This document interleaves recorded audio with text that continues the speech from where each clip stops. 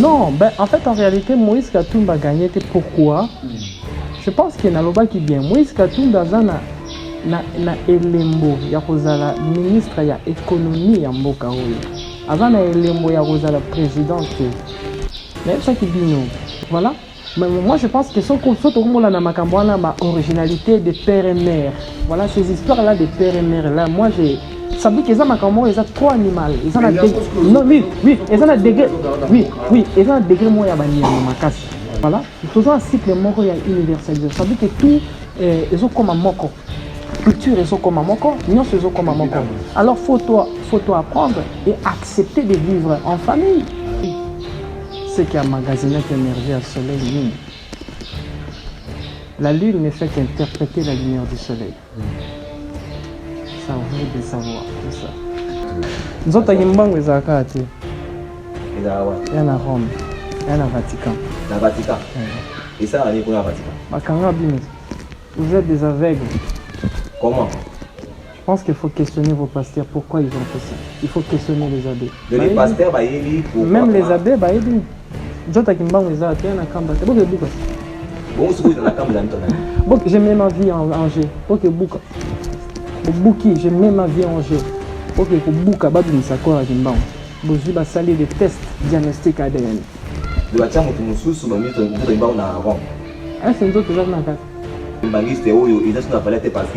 vendu. L'église Kimbangi était vendue. Et vendu par qui? Par l'église catholique. L'église catholique. Oui. Surtout na Kiangani. Mais moi je pense que tant ma kambesani na batata, batato bakinda kinde fe ba yebi sa Kiangani vérité. Kiangani a vu pouvoir au yemo yebi na moto. Vatican mon akawana. Vatican est un sanctuaire de plusieurs reliques. Il y a ancêtre, il y a humanité. Les salades puissance, il y a Reine Mariale. Vraiment, plus du pays, et comme on vous dit, qu'il y a des esprits par rapport à la guerre qui se passe à l'Est. Les esprits? Oui. Les esprits ne disent rien du tout. Maintenant, ce qui se passe à l'Est, c'est normal. Qui vous dit que c'est des esprits qui connaissent tout? Il y a des esprits qui sont plus durs. La carte a donné une hiérarchie spirituelle, il y a des esprits qui sont plus durs. Il y a des esprits qui sont hyper intelligents. Bokabali Mboka, dans 5 ans, il y a l'équipe. Dans 5 ans, on a l'objet pour m'écarter. Parce que ma douceur s'est préparée à ma casse et fou. Je pense qu'il y a eu beaucoup de prophéties. Bini, dans l'église, où il y a ces kakenda. On y a 3 ans de mort. Élection Izalate, élection Izala. Je vois la Rotambo à la Kiti, je vois ceci. Dieu m'a dit, Dieu m'affirme que je serai président. En fin de compte, voilà la réalité. Ce qui est sûr que président, il faut le cas Kabamboka, notre ancêtre. C'est important à dédier Bamboka dans le stade de Martin, qui n'a pas si bien Mboka. À Kabamboka, Bamboka avec dignité en Martin. Soka Kabi en haut, ma douceur au fondement à l'Est et à Congo. Je pense qu'il y a le bâti. Mobutu, tellement il était connecté, il savait la loi, comment renaître un pays. Voilà. Ce que Mobutu a fait, Mobutu a fait la renaissance, il y a modèle d'un pays. Voilà. Et c'est ça, sinon Moné a changé, c'était obligé de se rechanger comme la Zaïre. Pourquoi? Parce qu'il a eu à faire un contrat avec Zaïre. Voilà, ça c'est sa vie, il a eu à faire un contrat avec Zaïre.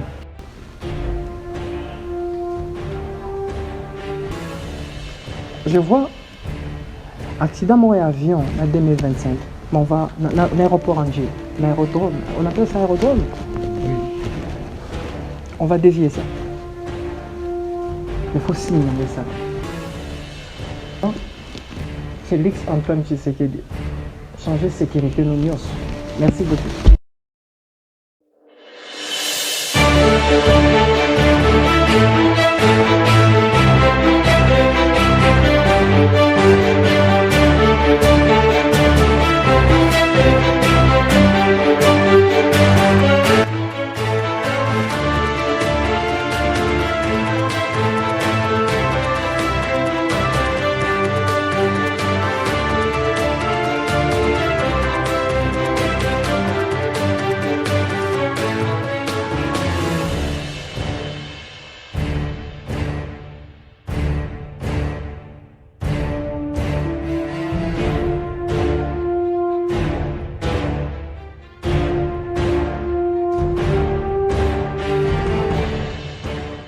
Mesdames et messieurs, très heureux de vous retrouver comme d'habitude dans votre magazine Ephrata Conférence. Alors, c'est le tout premier numéro de cette nouvelle année 2024. Comme vous le savez tous, vous qui nous suivez partout dans le monde, cette émission est présentée par un collège de journalistes qui sont avec moi sur ce plateau. Je suis avec le frère Yannick, pourquoi pas frère Jonas, et puis Mide qui sont avec moi sur ce plateau. Alors, cette année, mesdames et messieurs, nous avons le réel plaisir de commencer cette année 2024 dans cette émission Ephrata Conférence avec l'homme de Dieu.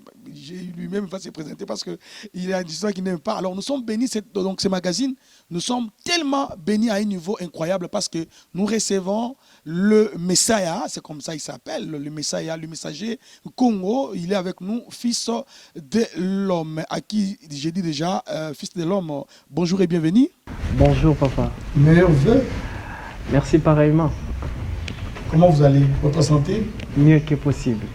Voilà, vous êtes fils de l'homme ou fils de Dieu? Et quelle est la différence y a-t-il entre le fils de l'homme et fils de Dieu? D'abord, le fils de quel Dieu? D'abord, le mot Dieu, par étymologie, qui veut dire tout court le jour de Jupiter. Quand tu dis Dieu, cela veut dire que Jupiter. Quand tu dis Jupiter, directement, c'est Zeus. Quand tu dis fils de Dieu, en réalité, tu dis fils de Zeus. Alors que Zeus, c'est la divinité à monde minor. Il ne base pouvoir à créer multivers. Je pense que je suis un fils de l'homme. Vous êtes un fils de l'homme. Pourquoi vous avez préféré, vous alors, pourquoi vous avez préféré qu'on vous appelle fils de l'homme? Pourquoi? Oui, moi dans la moto. C'est ça ce qui est important. Lui surtout aux abats na bateau. N'est-ce pas? Lui surtout au bibi na papa na maman. Alors, pourquoi là? Moi na outaka na papa, je pense que nous sommes fils de l'homme. Congo. C'est ça. Très bien. Alors, comme Mboka Nabiso est outil la période de ma ponami pesali, ma ponami oyo, touté aux des résultats présidentiels, et se focaliser plus d'abord na Mboka Nabiso, mais avant cela, nous avons fils de l'homme aza na église nini et puis aza na religion nini. Papa journaliste, je pense que depuis la nuit des temps, loi et naissance, ils ont manifesté. Mon côté, mon bébé à botami, na front, babambi, chrétien, musulman, tralali. Ça n'existe pas. La religion, c'est vous, les humains, les beaux créants. Je pense que le Fils de l'homme n'a pas de religion. Est-ce qu'il y a une religion au soleil? Personne ne connaît. Qui connaît la religion Yamang? Qui connaît la religion d'un nouveau-né? Je pense que c'est pareil. Beaucoup de gens s'identifier comme étant des êtres sans religion. Le Messiah est sans religion. Le Messiah est l'étoile de l'aurore. C'est ça. On vous appelle alors prophète du Congo? Messager? Et vous dépendez de notre ou à l'inga na langage prophétique, à bengi prophète, ou à l'inga na langage miraculeux, à bengi un homme de miracle, ou à l'inga na langage enseignant, à bengi un messiah. Tout court, je suis qu'un fils de l'homme Congo. Alors, votre réaction par rapport à l'élection et en plus de ça, Tolanda qui déjà bah émission il est qui Oloba qui a déjà que non Félix Tshisekedi Auzala rééli et bah pour autoproclamer à Outourpirobima. Alors réaction na yo impression na yo ezanine par rapport à l'élection il est qui na Mboka na biso. Oui, papa journaliste. Je pense que impression nanga comme étant un fils du pays, comme étant patriote. Je ne peux qu'accepter tout ce que le Créateur nous donne comme président. Voilà. Mais, souci nanga eza que bakonzi ya Congo baluka kolata costume ya kozala ba père de la nation. Oui. Notre président Antoine Tshisekedi, ça est comment maka déjà. Mais monsieur Outé koleka na lobaki loko moko. nyonso ezosalama na Congo na oyo ekoya na oyo bazokana nyonso ekomama mpo bitumba nyonso tu ekoyaka na futur ya Congo si tolonga yango ya Congo ezala Congo. Je m'explique. Je suis très content. Il y a président Ndenga Komereli. Je pense que des grands pouvoirs impliquent des grandes responsabilités. Et les grandes responsabilités au niveau patriotique exigent vraiment un grand amour de la patrie. Notre président doit apprendre à se marier avec la patrie. C'est ça l'unique travail à comme père de la nation. Fait 5 ans déjà au Sala. Donc à Balara nation non mais il y a des procédures. C'est pas quelque chose où non, il va travailler. Il faut travailler à comme père de la nation. Alors qui doit le faire travailler? Parce que déjà 5 ans déjà passé. Qui doit le faire travailler? Moi ngenga rapona biso to mona. Ye aluka moi pona ye bisika zali. C'est ça. Aluka moi. Pour ye bisika zali. Pour aye ba isika ya zali. Merci beaucoup. Et c'est sur base à ça même te permettre aye ba komitambola. Na kata mabelo eza moleli. Merci beaucoup fils de l'homme. Nous voulons savoir qui est votre mentor. Je pense pas que vous êtes forcément comme ça dans le vide. Qui est votre mentor? Ou encore comme vous disiez que les chrétiens disent, qui est votre père spirituel? Le père spirituel. Savez-vous, la spiritualité, ils ont derrière la GPS, dans Mutuka. Il y a des moments où ils sont orientés, côté à gauche, à droite, combien de kilomètres. Maintenant aussi, nous avons à permettre yo comme un GPS pour Nabatou. Je pense qu'à ce moment-là, l'enseignement ici, là-bas. Le fils de l'homme a mis une école de mon côté. Mais le message, il a mis de tout le monde. C'est ça, c'est qui est sûr. Ok. Et on a le baka. C'est très simple. Ceux qui m'ont posé à posa à couer, bah ils l'ont quoi là, tu sois les pirates original. Tambola na européen Satan attend. Le temps est qu'on révèle vraie nature à fils de l'homme. Ce qui est sûr, pour bénéficier de les autres. Merci beaucoup. Bon, fils de l'homme, vous êtes fils du pays, et comme vous dites, qu'est-ce dit des esprits par rapport à la guerre qui se passe à l'Est? Les esprits? Oui. Les esprits ne disent rien du tout. Maintenant, ce qui se passe à l'Est, c'est normal. Qui vous dit que c'est des esprits qui connaissent tout? Il y a des esprits qui sont studieux. Dans le domaine hiérarchique spirituel, il y a des esprits qui sont studieux. Il y a des esprits qui sont hyper intelligents. Il y a des esprits territoriaux. Il y a des esprits géographiques. Il y a des esprits continentaux. Par rapport à ce qui se passe dans notre pays, il faut questionner les ancêtres. Questionner les ancêtres? Oui. Maintenant, étant que vous avez dit que vous êtes une pensée. Je pense que Bokabagi Mboka, dans 5 ans, on est l'équipe. Dans 5 ans, on a lobby, bon mécaté. Parce que ma douceuse s'est préparée à ma casse et fou, maman. C'est ce que j'avais dit. Le président de la République, Antoine Tshisekedi, tant Azaraki na stade, il y a, on appelle ça quoi, électoral. Je pense qu'il y a eu beaucoup de prophéties. Bini na ba église ou esika kendaki. Pour ba nyos bazan nzambe moko. Élection izalate, élection izala, je vois Rotambo Anakiti, je vois ceci, Dieu m'a dit, Dieu m'affirme que je serai président. En fin de compte, voilà la réalité. La réalité est la maman univoque de toute vérité. Là, on ne peut jamais nier cela. Ce qui est sûr que président, il faut le cas Kabamboka, na ancêtre. C'est important à dédier Bamboka na stade de martyr. Que na pesi Bamboka o. Akaba na Bamboka ba divinité en natif. Soka kabi yango, ma douceur au fungama na est ya Congo. Je pense que na lobaki. Et que na mutuna na banana. Ce qui est sûr, Yangwana. Naza, juste pour on appelle ce message Wouti, on a 3 ciels. Le monde des 3 ciels, c'est que le monde des ancêtres ou dans l'au-delà. Et le message Wouti dans le monde du Nord, pas gardien territorial. C'est que les esprits disent, va pesa ba mboka. Va pesa mboka na mboka ancêtre, dans l'esprit moroté. C'est quoi par rapport à l'esprit? Est-ce que l'autre, sa présidente de tout va comprendre qu'il faut à réagir dans ma. Le président n'est pas encore connecté à la terre. Nana Bali Congo. Comme président de la République, c'est synonyme, il y a comme un père de la nation. Être un père de la nation, tu dois apprendre à épouser la terre. Il y a des procédures. Oeme Makamoto a comme un père de la nation. Il n'est pas encore connecté. Tant que tu as comme père de la nation, Yamboli Kame comme un amboka yo bayo la kisayo. Yomoko comme un prophète Yamboka nayo. Yomoko comme un veilleur ou comme un gardien. Et c'est ça ce que moi j'aimerais qu'un président modèle à président Nabusso fasse comme ça. Parce que nous vivons dans un pays qui est souverainement élevé dans la dimension vibrationnelle et spirituelle, mais on est tellement conscient de ce qu'on est, inconscient de ce qu'on est, et voilà la suite. Maintenant, nous avons appris que les présidents, tout président de notre pays, tant que président, à compte de la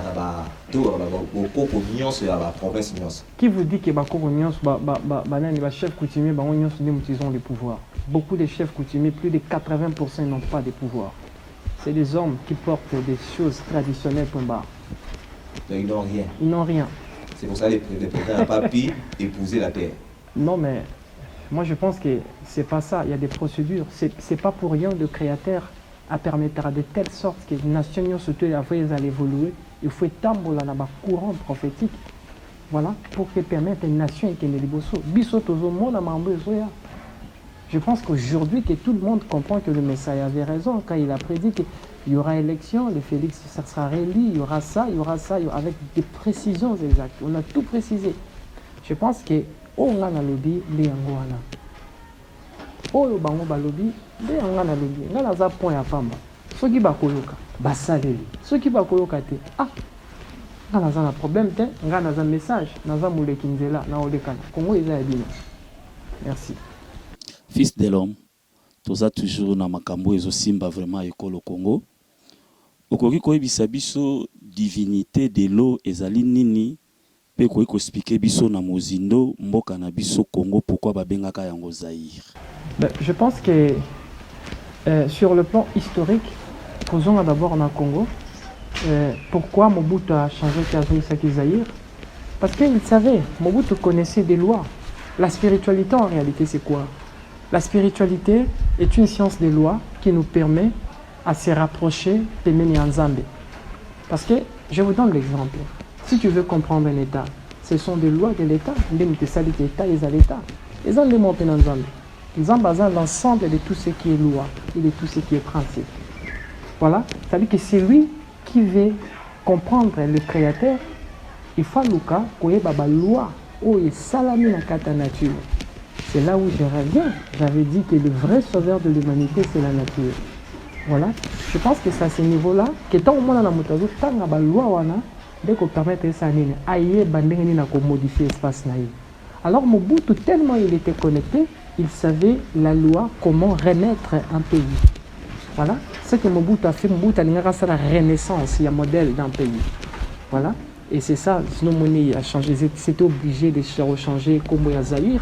Pourquoi? Parce qu'il a eu à faire un contrat avec Zaïna. Voilà, ça c'est sa vie, il a eu à faire un contrat avec Zaïna. Zaïna, c'est l'une des divinités qui réside dans le fleuve Congo, dans le 3e ciel. Je pense que... Bon, c'était l'un des.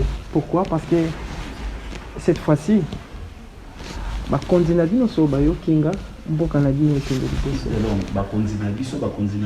mais je pense que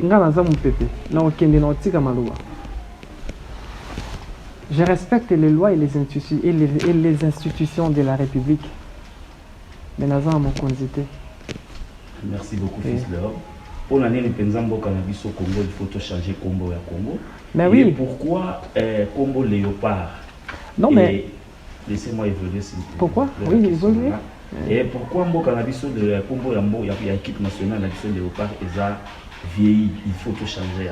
Et pourtant, en 1968, tu peux dans 74, tu dois la Moseka. Puis, Kalaming était en 2009, en 2013, tu dois changer. Merci beaucoup, papa. Je pense que ceux qui m'appellent ceux de l'amour, à 4 ans, et quoi t'as-tu? Impossible. Impossible. Pourquoi? Parce que vous avez évolué. eza cycle création eloko moko te kozala lolenge yango ezalaki pe kotikala ndenge wana tout imitatif, tout échangeable. Ça fait partie des lois de l'esprit. Voilà, cela veut dire quoi? Et comme à un certain moment, vous allez comprendre que tous les totems est lié à une divinité. Ces divinités-là, les babengi bango des gardiens protectrices ou des gardiens protecteurs d'un pays, voilà, d'un continent. Papa.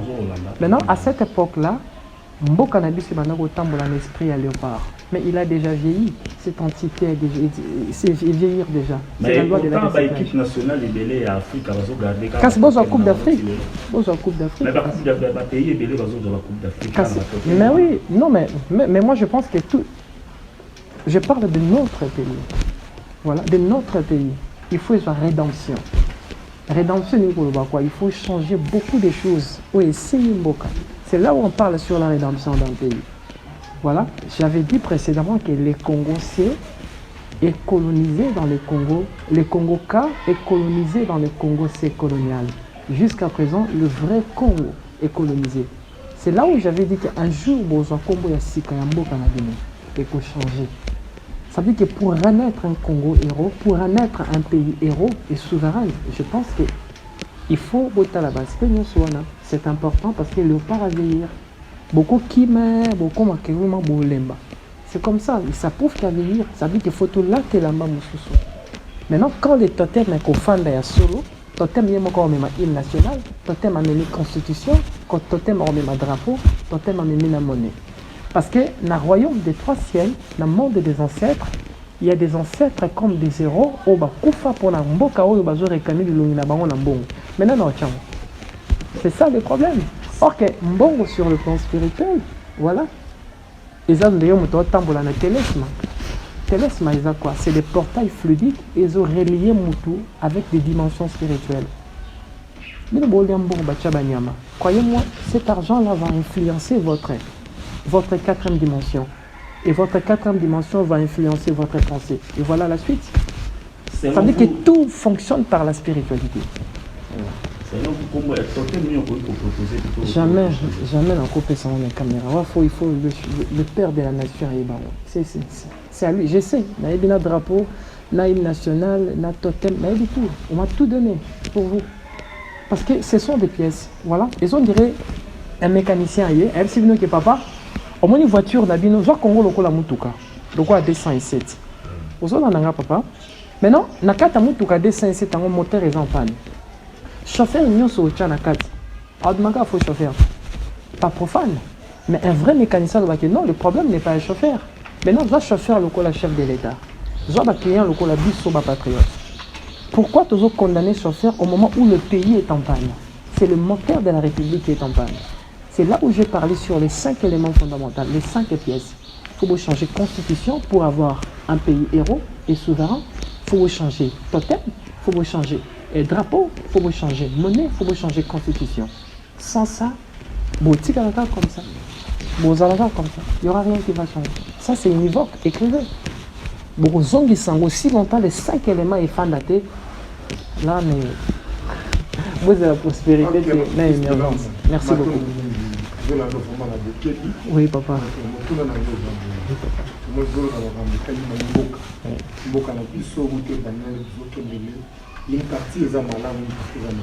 Non, non, c'est ça, madame. Ok. Et là, on est pour ça pour l'indépendance spirituelle de la République démocratique du Congo. Et puis, ils ont été éliminés. Où est l'église? Ah, tout quand on a l'église. Donc, on a l'église. L'église, il y a surtout. L'église, il y a surtout la Mokanda, il y a livre, il y a Bible, au battant les 5 livres de Makiona. L'église qui vous dit que le commencement de l'humanité, comment est Kamebandara na Adana Ève, après Kaya qui n'a pas l'extraterrestre, moi ça les bandes hors Bible, tu vois, moi je pense que il faut sortir de la vérité.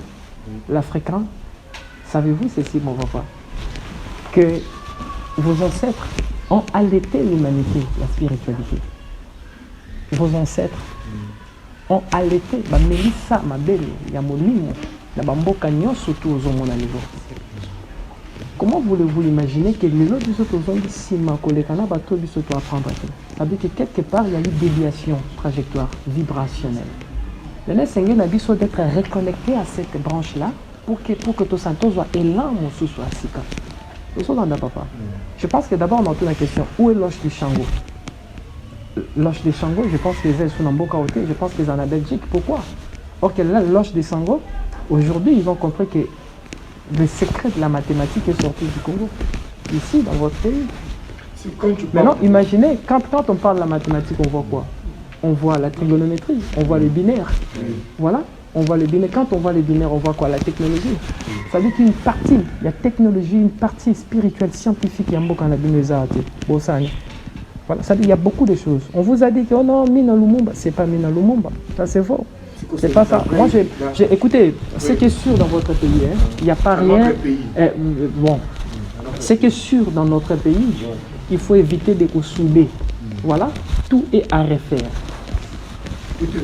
Tout à refaire. Exact. C'est le message. Exact. Père spirituel. Non, je ne suis pas un père spirituel, je suis une pensée. Ok. Et tant qu'un messager. Un message. Je suis un message. Oui. Et là, on a retiré l'église. Attends, L'église a son aussi que la Batubalan, et la nature. Parce que la nature détient le secret des secrets, de tout ce qui est et de tout ce qui suit. Et c'est ça la religion. Voilà, la religion des religions qui est au-dessus de toutes les religions du monde, c'est la nature. Voilà, et la nature, en observant les lois de la nature, directement, elle permet de nous modifier Vinabino. Qu'est-ce que la religion a apporté en Afrique? Dis-moi quelle est cette religion qui a donné la paix en Afrique. Comme quoi? Donne-moi l'exemple. Non, ça c'est rien. Ça c'est rien. La prophétie, hormis la prophétie. L'on a la prophétie parce que tout le monde peut prophétiser. Après, mais ensuite, non. Non, mais non, suite. Bon? D'accord, alors je pense qu'il vous soit ainsi. Non, mais moi je pense que je vous dis des choses qui sont réelles, vous mangez à la vérité. Écoutez-moi, papa.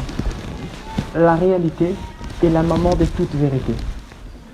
Nous vivons dans un pays où Congolais faut palper réalité. Voilà. La vérité, c'est une réalité vécue.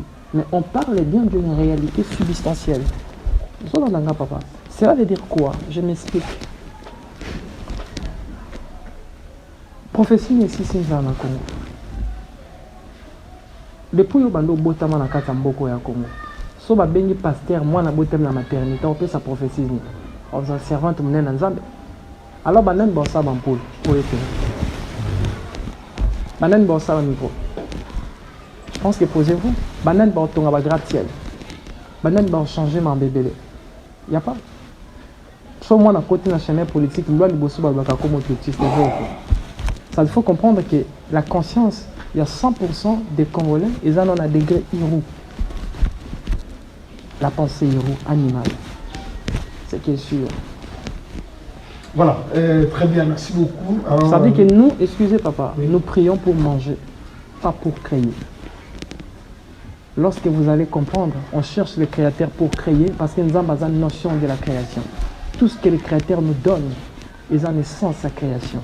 Tant que vous avez nzambe na mabele akokola sabelo ndenga obundana satan na nzambe te mwana moto okutana nzambe ya solo vie il faut changer, n'est-ce pas? Aujourd'hui on chasse les démons de Bukondonosor donc ils vont bengane tous nzambe afanda olia popcorn na shawarma là-bas on c'est là-bas sacrifice à la louange. Voilà, je pense que les Congolais, la jeunesse, faut être réaliste. Donc le problème est que la religion a ruiné l'Afrique. Voilà, la religion a ruiné l'Afrique. Maintenant, là, il y a un pasteur nuance, il y a un prophète nuance. Oyo lelo, bakutanaka, na chef de l'État, na degré oyo batobiki na Congo, ba pasteur na minene. Donc bango nyonso ba yebi Bible minene. Là-bas na minor ba yebi moko na bango te. Ba pasteur nyonso a Congo. Ba yebi bango te na minor. Oyo biso tobenga ba pasteur minene. Mais oui, ce sont des historiens, ils maîtrisent l'histoire hébraïque. Ok. Ben, mais c'est ça. Être pasteur, c'est quoi? C'est maîtriser l'histoire hébraïque. C'est fini. Être connecté à premier degré à fréquence à monde marial, c'est fini. C'est ça. Connecté na deuxième, pardon, na première fréquence, il y a magie du monde Armstrong. Mais c'est fini. C'est ça. Et après. Mais il faudrait maintenant passer à la ligne. Il faut comme à un niveau pour que Mboka est matin. Bah, il s'est bandit la vérité. Que tout ce qu'on est en train de vous dire ne sont que des stupidités, des bêtises. Elle a tina moroté. Quand on meurt, des noms ne sauvent pas. Quand on meurt, là-bas, dans la vie d'après, ce sont des actes qu'on fait. Et ça n'a tina un combo. On vous a dit quand tu crois au nom, tu es sauvé. Je pense que même un assassin a Koko Tabokonzali Kolo parce qu'il a créé au nom. Moi, je pense que non. Voilà, très bien. Maintenant, est-ce que, étant une pensée, messager, dans ma Kamounios Oyo, Ozoloba, la TV, est-ce que vous avez déjà eu des temps, il y a la nation de l'État? Félix Antoine Tshisekedi, parce qu'au PC message, Oyo, Ozana Yango pour la République démocratique du Congo.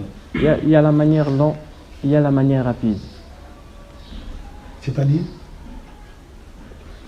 La manière lente, la qui s'est été dans ça, manière rapide. Manière rapide. Je vais marcher dans ses rêves. C'est ça. Ok, très bien. Donc, Naïbike, sur Okutaï Naïe, PC message. Non, changer façon et en fonctionner. Je vais marcher dans ses rêves. Vous allez marcher dans ses rêves. Comment vous allez marcher? Toi, tu dors. Je vous avais dit que Nzambasa doit vivre des vies. C'est ce qu'on dit la bitemporalité. Sur 100%, 90% dans le monde des rêves, zéro. Or que le monde des rêves est un monde où il faut maîtriser. Ce que moi je vais faire, je vais surfer le monde des rêves. Et je vais chercher mon président, je vais communiquer, je vais lui communiquer, je vais visiter. Donc visiter le ndenge na ngamoko. Ok. Merci beaucoup. Parce que de manière sur Kende, il y a toujours des égoïstes qui ne sont pas patriotes, qui veulent la chute de la République, des profiteurs. Voilà. Ok. Fils de l'homme. Bon, il y a, je ne sais pas si c'est une histoire, mais on nous dit que les gens pour mon corps, oui, Kangama, je pense que c'est dans la télé quelque part, qui va nous dire la Kangama. Mais c'est notre président, on va on va comme les Arabes, les Arabes. Ah, c'est éviter qu'il y ait des fonds. Bah oui, président. Parce que nous avons la côte président. Il y a des fonds là à côté. Il y a un qui n'a pas de ça dans le tout. Toi, tu penses que les fétiches, la magie et ça dans les autres et ça la terre, on est bien au-delà de ça. Savez-vous pourquoi? Je suis le seul message au Abimina néant qui fait les miracles en n'utilisant aucun nom, qui enseigne les enseignements ils ont à livre à mon côté. Je suis le seul. Cela veut dire que vous pouvez comprendre sur ce langage et je vous donne encore la clé des clés, les langues de Dieu, pour que vous ayez comme un accès à pouvoir spirituel. N'est-ce pas, Ezé Sengo? Bon, c'est mon comprendre tes pensées aux Congo. Ben, moi, je pense que le temps est un meilleur allié à la réalité, la vérité. Ok. D'accord, je pense que tu es là. Si tu as raté dans le fond, tu as vraiment. Ouais. Bon, revenons un peu à propos de la spiritualité. Aujourd'hui, dit que Mboka na biso Congo, quand nous avons en Israël.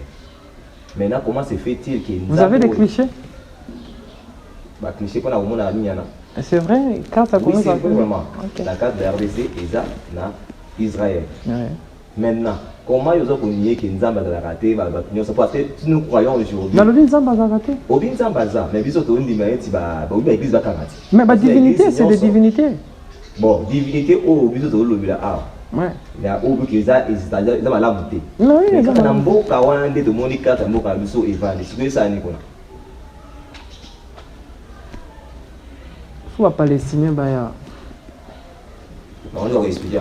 Bah, au bout de la binois. Faut pas être belé, bah, président Fatik avant, bah. Bon, on est au salaire qui est bon.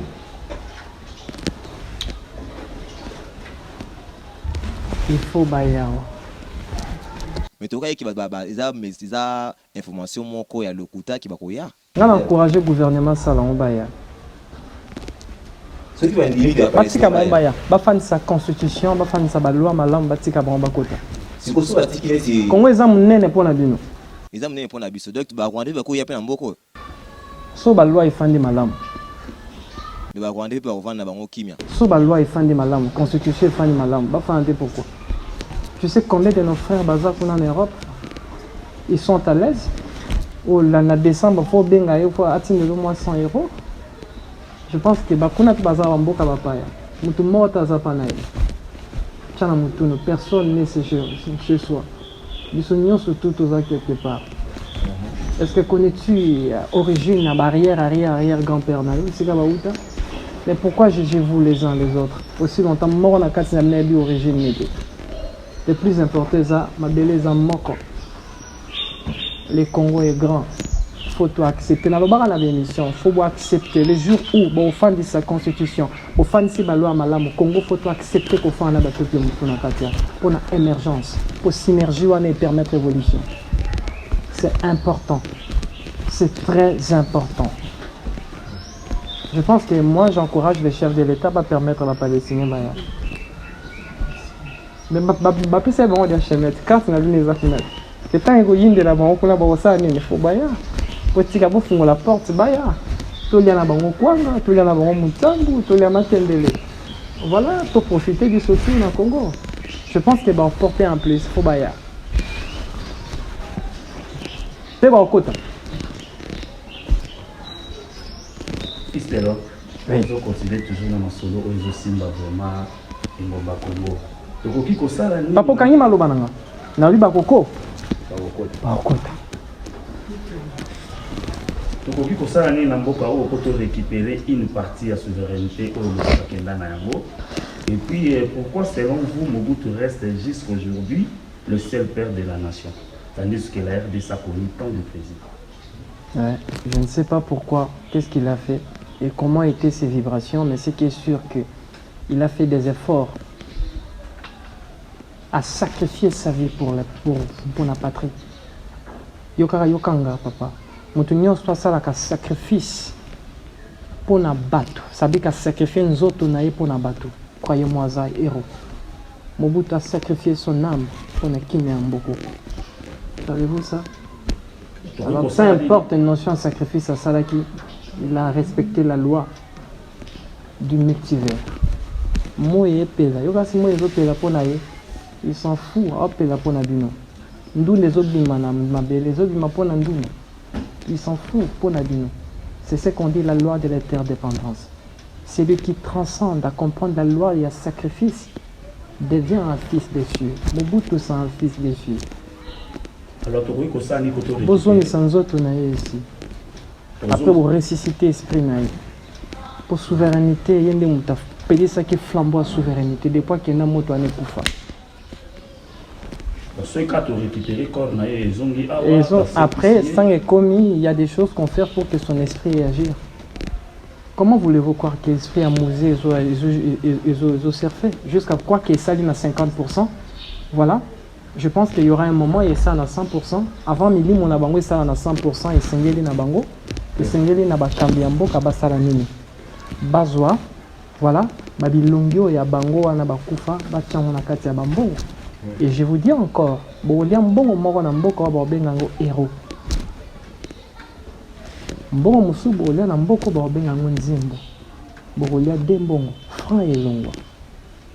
Boko Mango Lelo Naibisino. Franc Congolais et longo Namboka. Franc Congolais longo Namboka, Kassi Segé, Tourdia Moussou. Nalobi héros. Héros. Yaba héros. Nalobi héros ya français. Yaba héros, Yaba héros. Namboka. Balongi. Bolia mbongo ya balongi na mbongo ya nzimbo. Yango na mbongo wana nde muteko bilongi ya ba o nyonso to ba précédent ba sacrifier vie na bango. Être un père de la nation, il faut accepter ça, faut se sacrifier. Il faut okoma mbeka. C'est-à-dire Mobutu s'est sacrifié. C'est sacrifié. OK. Et personne n'a osé faire ça. Na ba o nyonso ba leki. Fils de l'homme. Pourquoi l'Afrique devrait avoir besoin ya ba roi spirituel? Ma roi. Je pense que d'abord, il faut comprendre que l'Afrique, sur le plan vibrationnel, l'Afrique et n'a qu'un aspect royal. Vous allez comprendre que l'histoire de toute l'Afrique, il y a eu toujours des royaumes, des royaumes, des royaumes, des royaumes. Après quelques temps, quand des colons sont venus, sous-entend qu'ils sont venus nous civiliser, ils nous ont imposé voilà, des structures démocratiques, des républiques. Donc en réalité, c'était des royaumes. Pourquoi? Parce qu'il faut tous s'accorder, voilà, la fréquence, il y a royaume, pour nous permettre de telle sorte que nous, Congolais, tout ça de la vraiment cette souveraineté, Nambenge Oyango et Longo Bani. Merci. Ok, on va te donner l'homme, moi, on a la nayoki obeti lisolo batomi motoni ya bapalestine nakozonga mwa moke parce que na kati ya mboka na biso eza na bakonzi ya mboka baleka ozoparle mingi mamotel mobutu babenga ye centrafricain kabila babengi ye rwandais moïse katumbi baotobenga ye tanzanien nde Tshisekedi aza mwana mboka selon biso bakonzi olobi originalité na biso so totobi tozonga na nsima biso toza baétranger biso toza baétranger. Pourquoi Moïse Katumbi, ceux qui a gagné l'élection déjà par rapport à l'étranger, et là on y a fait tant que messager. Non, ben, en fait en réalité Moïse Katumbi a gagné. Pourquoi? Je pense qu'il y a un loba qui vient. Moïse Katumbi a na elembo ya kozala ministre ya économie ya mboka oyo. Azana elembo ya kozala président te. Mais ça qui bino. Na lobaka ngo na 2022, c'était en décembre entre 2023 que Moïse Katumbi azana elembo ya kokoma ministre ya économie, non président de la République. On est un président. Président bamuta bota mara président. Ce matin a commis, il a sali travail comme un père de la nation. C'est comme un homme. Mutabota maka déjà, abota mara déjà homme. Ce qu'on fasse ça, le travail pendant comme un parent. Voilà, c'est ça ce qui est sûr. Mais je pense que c'est ça que je dis. Niveau nabiso, ils en ont trop, ils en ont assez ma casse. Voilà, non te comprendre, non te accepter paradigme ainsi caté, te accepter l'enseignement ainsi caté.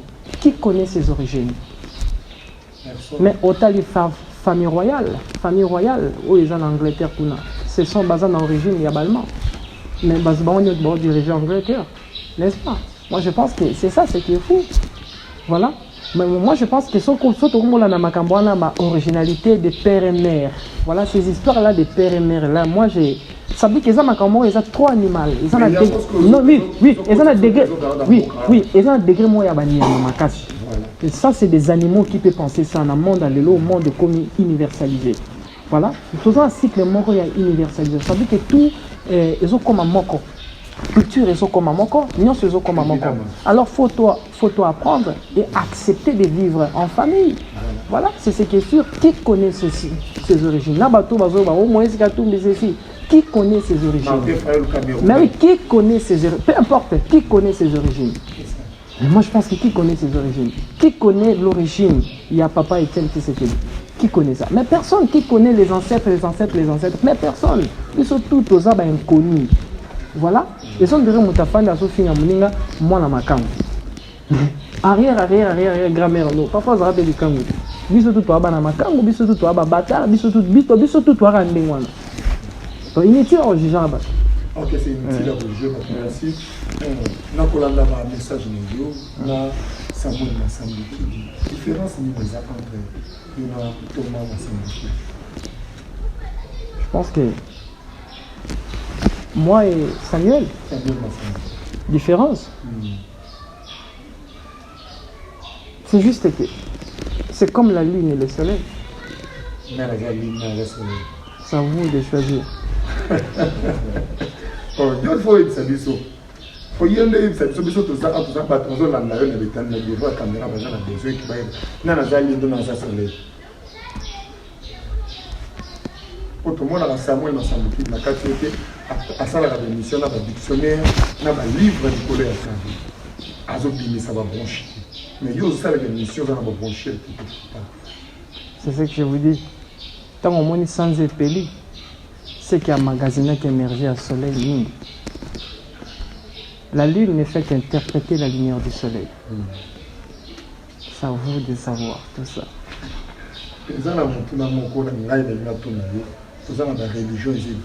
Merci papa. Et dans le temps, ceux qui ont été dans l'âme chrétien, ils ont bien le prophète Jésus-Christ. Moi.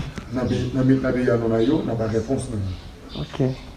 Mais tellement que vous êtes messager, vous êtes un message, normalement vous devez comprendre tout. Qui connaissait la religion de Sanada? Elias Jésus. Oui, beaucoup diront qu'il était Seigneur. Mais c'est faux. Mais ça n'a pas tout, c'est ce que vous allez voir. Un message vient sans religion, comme un enfant. Un message vient sans religion. On n'a pas besoin de ça. Est-ce que moi j'ai besoin, il y a tous les démons me connaissent, des esprits me connaissent. Je pense que c'est à ce niveau-là. Je n'ai pas envie d'utiliser un nom. C'est ça la différence d'être un message et être un prophète.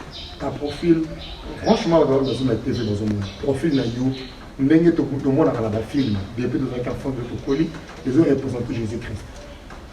Je suis reconnaissant, je ne sais pas, là, il faut que tout le monde a Boutinga, aille pas origine. Je pense que pour mon collègue, faut bien aller. Mais moi, je pense que c'est comme ça. Mais ce qui est sûr, nous autres, les Africains, nationalités congolais, mais l'esprit est universel, Messiah. Je pense que sur les Chinois, abandonné enseignement nanga. Ça va. Moi, j'enseigne sur l'amour inconditionnel. Voilà ce qui est sûr. Voilà, merci beaucoup. Démo va bio, nous va bio, tant que nani.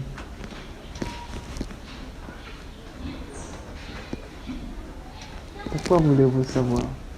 Parce que au début que non, démo va bio, aux autres on a la bangote. Bon, non, bon, pourquoi? Non, tout le monde, ceux qui osent qui.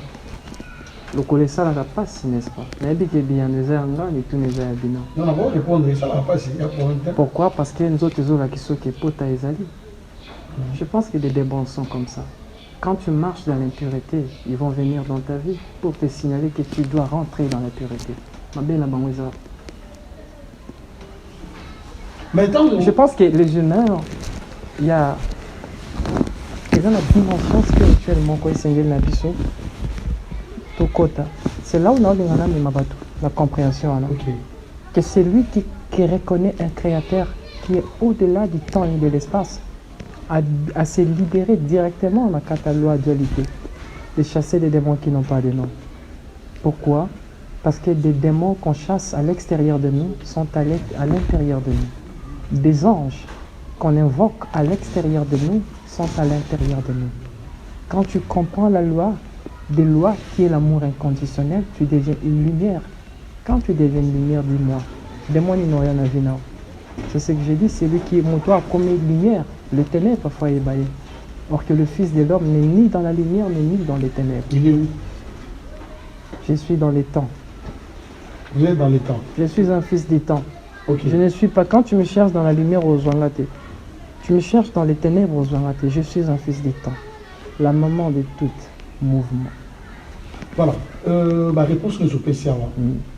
En ce qui concerne le président Mobutu, mais dans l'histoire à Congo, nous avons dit que Mboka Oyo, ceux qui les passent côté, c'est parce que Mobutu nous a côté qui démon, mais baloba démon. Bakoma démon bane. Mais baloba kaka. Que mutanga loba bakoma démon.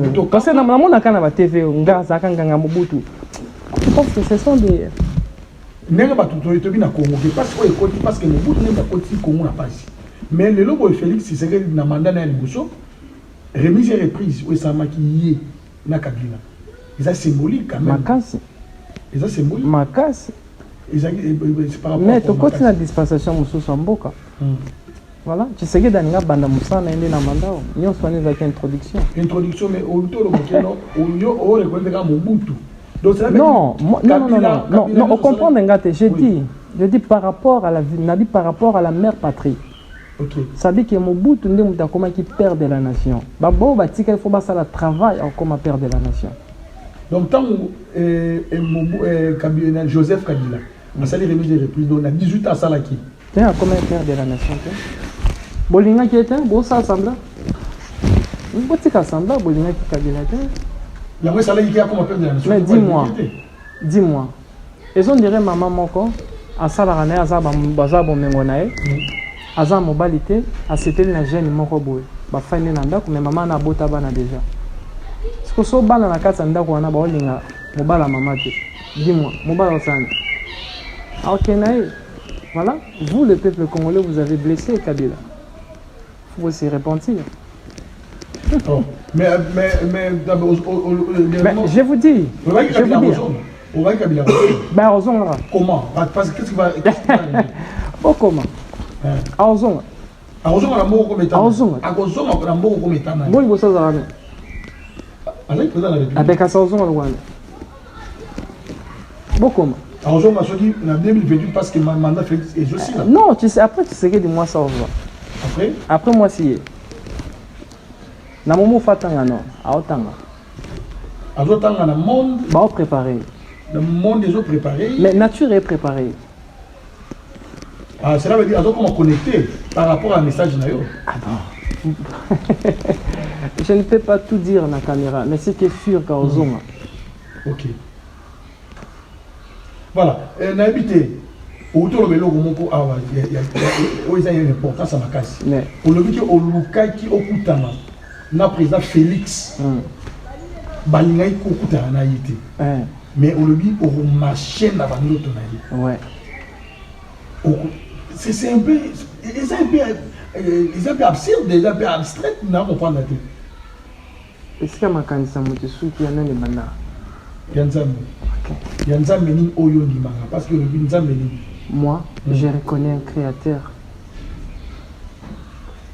qui est au-delà de vos divinités. Un créateur. Oui, je connais un créateur souverain absolu. C'est lui dont je connais. C'est lui qui a créé le multi-univers. Il a créé le 9 Néa de Biton. Il a créé des Shikurapta, des Akurapta, des Ekurapta. Il a créé des êtres galactiques et interstellaires. Un créateur dont l'amour inconditionnel est sa manifestation. Je connais un créateur qui n'est pas amour, mais il est l'amour inconditionnel. Merci beaucoup, fils de l'homme. Maintenant, quel péché Martin Fayoulou a commis pour qu'il ait opposé à lui? Le destin. Le destin. Et pour nous, comment déjà? Non, comment? Ouais, comment le destin va? Non. Le gardien de la destinée des âmes humaines, les 4 rois du soleil. Les 4 rois du soleil? Ouais. Les tétraréalistes. Ils sont 4. Bon, on dit que le destin de l'âme humaine. Ça veut dire que y a qui avant, il y a un maman signé un contrat, on appelle ça les contrats d'âme. Mon coup faut dire qu'on a des contrats ici, le zone dans la vie. Bon, on dit que le destin. Bon, on dit que le destin. Non, c'est eux. Tout, je connais tout de vous, de vos âmes. Futur, on a jour au coup. Mais c'est grave. Mais je vous dis. C'est pas juste au coup. Mais oui, mais ça joue à mais je connais. Je sais. Les hommes en tête étaient faciles. C'est juste que vos messages ne vont pas passer, non, vos messages n'ont message. Je suis un message. Vous êtes un message. Vraiment. Ouais. Maintenant, Nathan Yakala, le père, je le fais, tu sais qu'il dit. Papa, il ça qui est, il faut qu'il y ait la Corée centrale. Pour ça y est, dans la chambre, la tombe, il y a Simon qui va au pote, Azwa Makambo, au Mobutu. Nous autres, il y a un banc de Zakati. Il y a Rome, il y a Vatican. La Vatican. Et ça, on est pour la Vatican. Vous êtes des aveugles. Comment? Je pense qu'il faut questionner vos pasteurs. Pourquoi ils ont fait ça? Il faut questionner les abbés. Les pasteurs, même les abbés,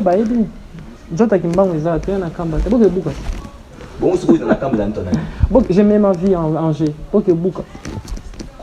Je mets ma vie en Angers. Vous avez des tests diagnostiques ADN.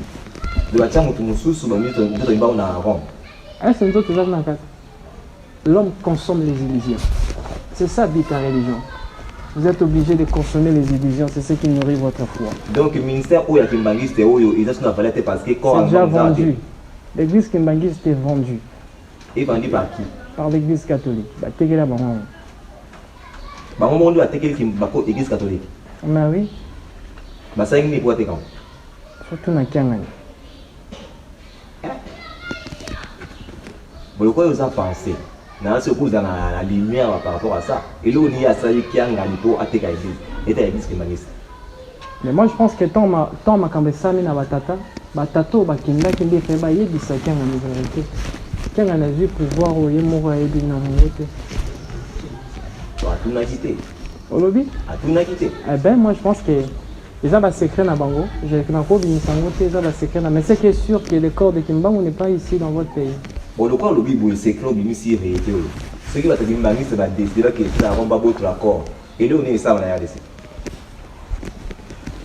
So je pour nous l'oni na poto et demander moi. So ma besoin madame Oliva. OK, je pense que ba me ka ba olo na moi. Et ici ma société. Mais moi je pense que tu sais Vatican mon akaona Vatican est un sanctuaire de plusieurs reliques. Il y a ancêtres, il y a humanité. Les salades puissance, il y a Reine Mariale. Vraiment. Même ces corps et autres ça vient de l'eau sur le sel aventure. Quand j'ai temps d'en quitter corps, ils vont venir prendre cette enveloppe et qu'est-ce qu'on a battu au étudiant. Je pense que des mois, même corps n'a limite que moi. Et lis-moi. Au lis-moi où vous ça. Et zalaté. Et vous attendez un dernier. Pour que les tests tirent le sale matin na suka. Souvent comme on se souvient dans la Bible on va que Moïse Nangomba va voir qui tout va wela Satan. On a 5 livres à makiona. Na beta ki solo na ba wela nzota Moïse na Satan. Ba wela so nana zala ki tanga ba fini ba wela qui était là. Mais c'est voilà qui était là. Personne voilà. Mais c'est comme ça. Alors moi je pense qu'interrompre ces livres de makiona. Il y a makiona. Les 5 livres des Pentateuque. Ceux qui ont les zaté va comment d'autres na hoté. Là c'est au livre. Observons les temps. Vraiment. Ouais. Merci. Bon, surtout Kaka. Et pourtant, je suis venu vous apporter une science. Et là, que Sarah fierté après ces sciences. Une science spirituelle, manière à comprendre les âmes d'une manière spectaculaire. Imaginez maintenant, ceux qui va colombe à un bateau, il y a des livres, il y a des chapelets. Voilà. Je pense que le Créateur a un plan pour ces grands pays. On a continué à mener. C'est ce que j'ai dit, le Créateur met des conditions préexistentielles. Il y a mon Salama. Il a permis de telle sorte que tous les Congolais pour avoir une rédemption en Congo et Kobimana Bisso Congolais. Oh, le mal tant que je l'ai donné. Je pense que je suis traité de tout nom. Mais de tout la bien en Congo. On m'a traité de tout nom. On a bien c'est bon, on a fleuve. Bah écoutez, personne n'était venu. Ils ont lancé des messages, on viendra. Personne n'était. On a fait ça encore 5 jours. On a coopéré, on a service à sécurité qui va coopérer, on a soldats frontaliers va coopérer, on va mettre un navire pour que va zala no comme tout le monde a dit, va s'ani va zoyer. Mais bah écoutez ça. Pourquoi? C'est ça. Moi je pense que je suis le premier au défier bah on y surtout. Et jusqu'à présent, nous avons un stage à défi. Hein. Moi, je suis comme ça. Voilà. Et je suis un patriote, je suis un panafricaniste. Et je suis un message. C'est ce qui est sûr, Yangwana. Merci beaucoup. Fils de l'homme, vraiment, c'est très important pour expliquer ce que nous avons vraiment. Ouais. Et pourquoi, sur le plan sphérique, que l'actuel président Félix Antoine Tshisekedi et Joseph Kabila, Bazali Bandé. Ouais. Dans la même sphère. Oui. Dans la même sphère, parce que président, c'est ça que j'avais dit. Je pense que ça, l'émission en 2019, dans le Baka, que Kabila a coupé sa pouvoir dans double naïf. Voilà. Vous allez comprendre que Kabila et Tshisekedi, voilà, c'est comme des jumeaux. Mais moi, je vais comprendre où ils étaient. Il faut comprendre que le président n'y a surtout pas dans 4 dimensions. Je parle des corps spirituels. Je ne parle pas des corps physiques. Les corps physiques, mais les corps spirituels, voilà, ils sont surtout quelque part dans un regroupement de familles. Il y a un monde dans la carte de la vie. Au côté de la vie, pour les kolobake muninga wana za muninga na yo te, c'est ton frère dans les dimensions spirituelles. Pour biso tu yambo to ya na mabele to utaka quelque part. Ozolanda papa. Et c'est sur base à ça la loi de la famille cosmique wana de te permettre biso tout ça la étude avec exactitude en disant que Joseph Kabila et président Tshisekedi sont des frères dans la lignée cosmique. Pour bango nyo surtout ba uti na kata ville moko. On appelle ça ignoris. Voilà. Bango nyo ba uti na kata constellation moko. C'était les constellations des Gémeaux. Au-delà constellation des Gémeaux, voilà, vous allez voir que le président Tshisekedi dans la même mois avec le président Joseph. Voilà. Ou je parle, le sénateur à vie, Joseph, je ne sais pas si je m'abuse. Voilà. Pourquoi? Là, d'abord, sur le plan des 12 signes astrologiques, ils ont des mêmes signes astrologiques. Maintenant, sur le plan vibrationnel, il y a la maison de Bango Baouti c'est la même maison, la maison des novices. Mais la zone fonctionnelle, Yo Zaratan Bakuta. Yo Okoko Tadbe ma passe dans la même bilongi, mais comportement est différent. Il est logique que Bainana. c'est ça. Quand celui qui est ça l'émission, il y a un film à Kabila chaque jour, quand on me dossier, c'est bien Kabila. Qu'est-ce que vous voyez? Bilo détruire du Cambodge, ces gens-là déjà depuis longtemps. Mais c'est ça, nous on en a fait dans nos autres travaux congolais. Bon, je vous avais dit ici, et voilà, tout ce qu'il y a. Les gens, journaliste, c'est mon sougou, boya tant, toutes les émissions, quand après, on a que Moïse a tout dans le pouvoir. C'est ça. Pourquoi il faut comme un ministre de l'économie? Ok, maintenant. Il doit accepter dimension. Il doit accepter dimension. Maman va père et mère la bino na fobo buko na mboko. No kite boti ala ka batamakala mabandi. Maintenant de fils de l'homme, on va non toujours parler mingi na kandota de mboka na mamotrice. Moi j'ai une question juste à vous poser pour Nadio. Oui. Fils de l'homme. Oui. Au peut ça que un message oui takala. Mais na volanda la émission na yo ko peut ça biso pe ya. Pour l'office de l'homme comme un bon, il can y soigner et puis autant il libis wapi parce que les gens là prophète nous sous messager nous sous tangi pasteur nous sous azoi théologie à comme pasteur si qu'on office de l'homme parce que autour le bas awa au bout la chef de l'état na molimo je vais marcher dans ses rêves si qu'on fils de l'homme nous sommes tout au yozo ils ont naturel à botama na ngoto ayekola koyeko. Je pense que Pondu est tiré à la Pondu. Nagu nango, matembele pe kotika na matembele nagu nango. C'était sûr. Ce n'est pas oyeba origine ici kana outi. Peser mes enseignements, pour comprendre qu'ils ont la longueur d'écart, na mambo nyoso tout bato batangi sera sur internet et partout. Et c'est ça les fils de l'homme. Bino mo bénéficier na lettre ou batie na kata enveloppe de botanga. Boluka boye baté ici ka enveloppe outi. Voilà, merci beaucoup. Alors, par rapport à ma candidature aux animaux, aux gens éclairés, aux gens besoin d'âme, mais aux gens éclairés, on a besoin d'éclairer l'âme, c'est normal que ça va autant. Temps. Oui. La lecture des temps. Il va permettre au sala, au commun livre moko au bengi atria indépendance wa ram. Oui. Na kati livre wana au tie ma code. Ma code d'amour ça va code d'amour. Yo longa problème. Pourquoi? Parce que la foi ne peut jamais déplacer des montagnes sans la connaissance. La foi a le pouvoir de déplacer des montagnes qu'avec la connaissance. La connaissance, là, est un souffle de vie. Le livre de Kriya ou Aram n'a que souffle de Dieu à l'intérieur. Il suffit à qu'on dise tu vas déplacer les montagnes. Il y a tout. Obstacle,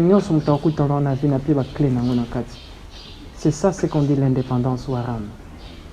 Parce que le Congolais a un lobby à Liboma. À Olia, on kaka. Mamba Liboma, pour dire ça, ils sont monadés à Moutalier, Pondou et Bélisé Liboma. Tu vois, conséquence ces années. Conséquence ces années. Le fait autant de livres, on a code. So, conséquence aux Congolais les années. Les athées. C'est conséquence dans les athées. Conséquence pour les athées. Moi, on a retard à 900 ans. Soyez édité. Normalement, le livre, on a tient à des Ghana parce que bon, on a assez. Celui qui peut être Moutou, Aza par exemple Azobel. Ils ont un 4. Ils ont un 4. Il y en a 4. Soki Moutou, Aza la malade. Natien a 4. Nyonso. Natien Nyonso. Moussala, tout, Winner, tout, ils ont un 4. Soki Moutou a gagné Winner. Abeti Wako, ils ont un 4. Natien a 4. Mais oui, Nat commandé Jean-Luc, Mathieu, voilà. Apocalypse. Aux autres, ils ont combien de livres? Bon, moi, je pense que ce n'est pas de mes attributions. Il y a tout un bateau bateau géré staff voilà, commercial. Moi, je ne suis pas dans ça. Je pense que le numéro est en assez. Le numéro est en assez. Au moins, le numéro est en assez à Congo. Ils vont contacter l'administrateur. Ils vont écouter le navire. Il y a tout à l'intérieur. Il y a Saint-Esprit, tout. Non, c'est un miracle. Donc, est-ce qu'il peut passer au Sombango? Souci dans le. Voilà, merci beaucoup en tout cas. Alors, les derniers mots, parce que c'est la fin de cette émission. Ça, c'est, comme je dis, c'est la première série. Deuxième, il y a troisième, quatrième, cinquième. Parce qu'il faut que nous fassions le code, on a peut-être code dans le livre, tout ça, on a code dans le plateau. Alors, le dernier mot par rapport à l'émission. Et puis, message. Et pas, il y a des bloqué pour mon chef. Pour la ligne, on a un autre côté, babengo mamoko. Pour la milieu, moi, banque de chef de l'État. Amoni le milieu la yes. Allô, Taka. Je évite ce que vous avez dans le côté, faut que dans le monde des rêves. On a besoin de tout dans mais il y a connecté, il y a connecté beaucoup d'années. Mais tout à l'autre, Taka. Bon, on a besoin de connecter pour nous marcher dans la carte de revenu. On a besoin de connecter. Moi, j'apporte tes connexions dans là directement, je te connecte. Voilà, Très bien. Alors, le dernier message. Le Congo est notre religion. L'Afrique est notre unique espoir. Les Congolais, peu importe le numéro, ils ont un mandat facile. Peu importe nous pour ça ni belé na est pour président malgré ma lobaki ba kabaka mboka na ba divinité est fungwama na ekokangama.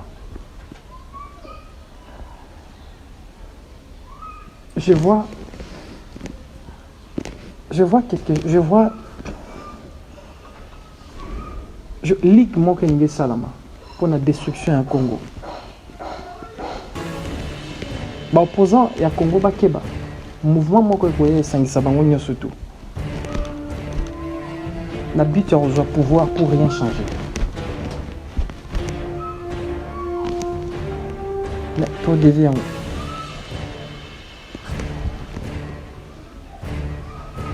je vois beaucoup de morts. L'année, des années, année 2023, 2025, pardon, 2024, 2025.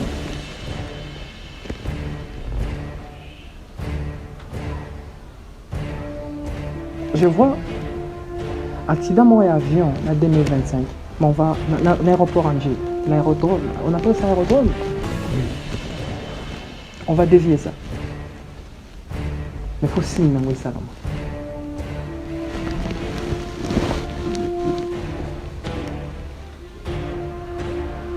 Président Félix Antoine Tshisekedi, changer sécurité Nonios. Merci beaucoup. Très bien, c'est la fin de cette émission. A changer sécurité Nonios. Oui, d'ici. Ayout. Eh bien, je pense qu'il faut y d'ici. Ok, faut changer sécurité Nonios. Faut changer sécurité, corps sécurité, faut changer en équipe. Akangamatoi, abandoloka bandoto. Kanga Matoi banda koyoka bandoto. Couper sa confiance dans conseiller mon côté. Ce sont des humains. Le Congo est un pays spirituel. Il faut fonctionner en esprit. À bon entendeur, ça. Mesdames et messieurs, c'est la fin de cette émission. Ça, c'était le dernier message par rapport à cette émission de Messiah. Alors, merci beaucoup de l'avoir suivi. Merci à toute l'équipe technique qui est en place. Et nous étions avec Egouli Afana Nzambe et l'ingénieur Bravo Chima Yepouapa. Et notre cordon s'appelle Beloti Kan Azanazala. Merci beaucoup à tous les confrères. Hein, et puis, et pourquoi pas, le fils, hein, donc nos frères, hein, on les appelle les accompagnants de Messiah, donc, qui est avec nous, les disciples donc, qui est avec nous. En tout cas, nous leur disons un grand merci. Et puis, nous, dans Ephrata Conférence, nous nous retrouvons très prochainement avec le même plaisir. Allez, bye bye.